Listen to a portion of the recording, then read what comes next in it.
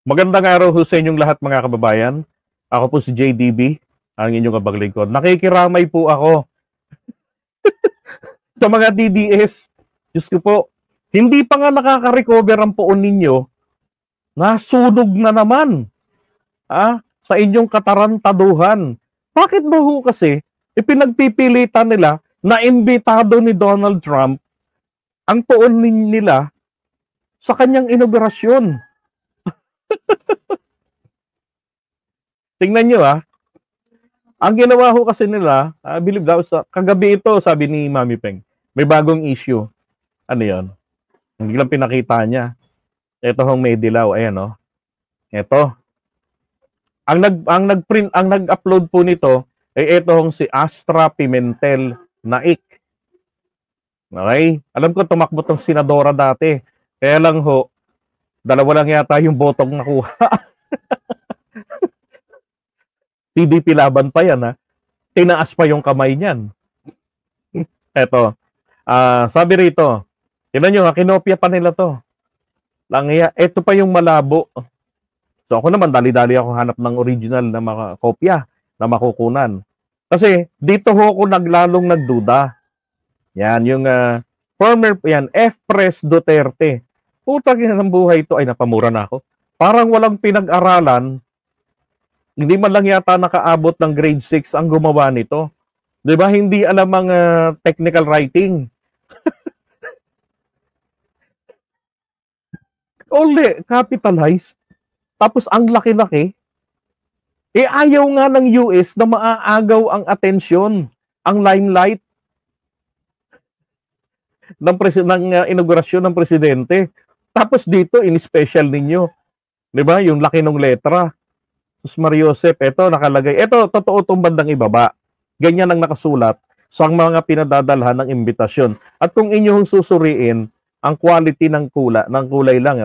Dark na dark ito. 'Di ba? Ito isang kopya pa niyan. Ayan. 'Di ba? Dark na dark, grayish na ito. Halatang kakalagay lang ng letra. Tingnan niyo, blurred na. Ito po yung isa sa mga original na pinadadalhan nila. Napakalinaw po nito, lalo na ito pagka pinuntahan ninyo sa kanyang Instagram. Tama ang ginagawa na hindi po ino-all caps na katulad nito. Na mukhang hindi ho nakapag-aral ng grade 6 man lang.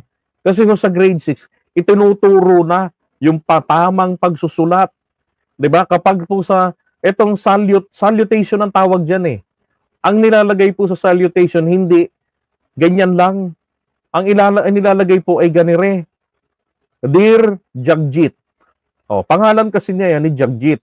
'Di ba? Ito po, mga cards na ito na pinaimprenta at pinifill out na lamang nila yung bakante rito. Sa kung sino yung bibigyan nila ng kopya. Anak ng baka. Nangopya lang kayo, ang gulo pa, labo pa. Eto. Si Jagjit po, sa kanya po ito.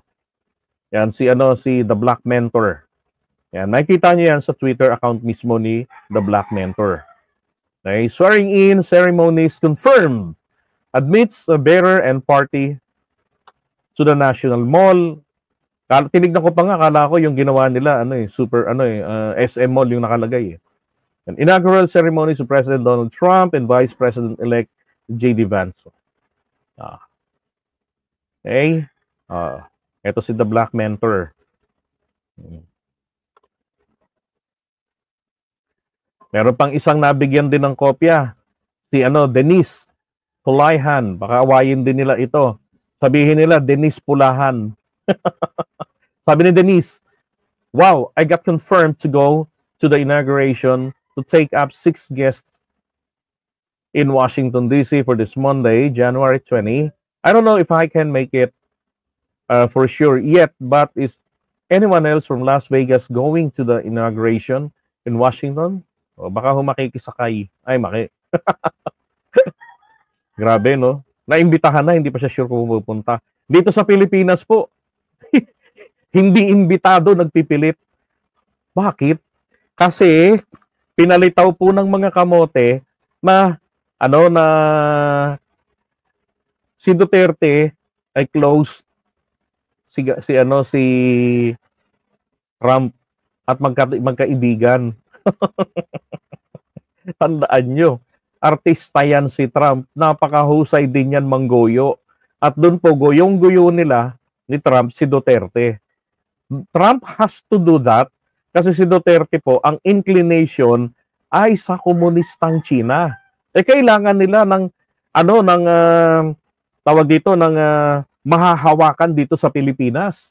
Hindi pwedeng ang presidente ng Pilipinas ipamigay na lang ang Pilipinas doon sa China. 'Di ba? Kaya kailangan siyang utuin ni Trump. Oh. Ngayon, ito pa sa ibaba. Tingnan yung ibaba. Oh, Dear Denise, tama rin po yung salutation. 'Di ba?